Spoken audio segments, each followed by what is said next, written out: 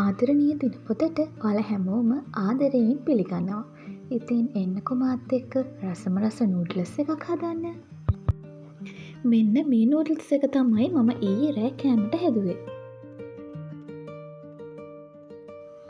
මුලින්ම මම rice cooker හට්ටිය ලිපේ තියලා ඒකට වතුර ලුණු දාලා වතුර එක නටනකම් බලාගෙන හිටියා.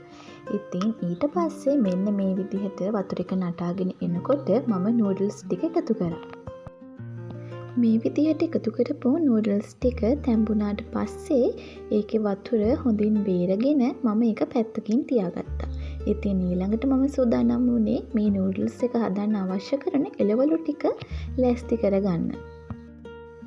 කැරට්, ලීක්ස්, තක්කාලි, ලුණු, සුදු ලුණු, ඉඟුරු මේ දේවල් හොඳට සුද්ධ කරගෙන මම ඒවා හොඳට සෝදාගත්තා.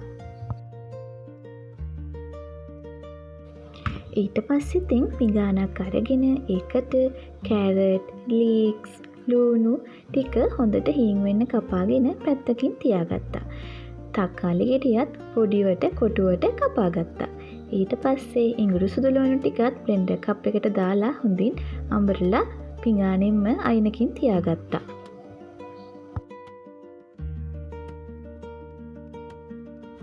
මේ තියෙන්නේ මම පිළිවෙලට කපාගෙන තියාගනිපු එළවලු පිඟාන.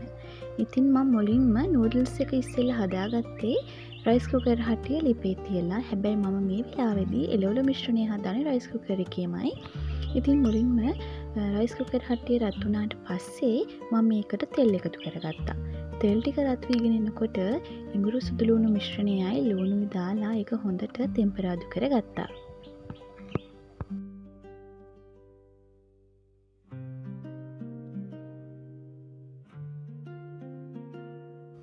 ඊළඟට මම ඒකට කැරට් ටික එකතු කරා. කැරට් ටිකත් එකතු කරලා හොඳින් කලවම් කරගෙන ඒක ටික වෙලාවක් තැම්බෙන්න තිබ්බා. ඒකත් තැම්බුණාට පස්සේ මම ඒකට ලුණු කුඩු කහ 3-5 එකතු කරා. අපේ ගෙදර අය ටිකක් වැඩිපුර සැරට කන නිසා මම මිරිස් කුඩුයි ගම්මිරිස් නම් ඒකට ටිකක් වැඩිපුර එකතු කරගත්තා. ඒකත් හොඳින් කලවම් කරගෙන මම ඊළඟට එකතු කරා බිත්තර 3ක්. බිත්තර 3ත් එකතු කරලා ඒකත් හොඳින් කලවම් කරලා මම ඊළඟට එකතු කරගත්තේ හීනියට කපලා තියාගතපු ලීක්ස් සහ තක්කාලි. ඒකත් කලවම් වුණාට පස්සේ තමයි මම තම්බලා අරන් තියාගතපු නූඩල්ස් ටික එකතු කරේ. ඒකත් එකතු කරලා මම ඒකත් එළවලුත් එක්ක හොඳින් මිශ්‍ර කරගත්තා.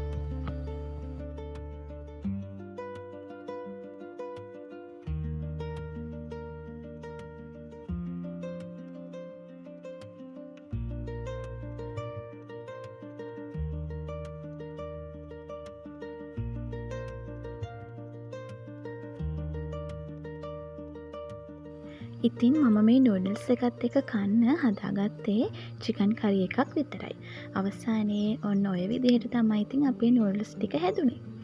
ඉතින් මේ වීඩියෝ එක බලපු ඔයාලා හැමෝටම ගොඩක් ස්තුතියි. Dear Diary YouTube channel එක subscribe කරන්නත් අමතක කරන්න එපා. ආයෙ ලස්සන වීඩියෝ එකකින් හමු වෙනකම් ඔයාලා හැමෝම සතුටෙන් පරිස්සමින් ඉන්න.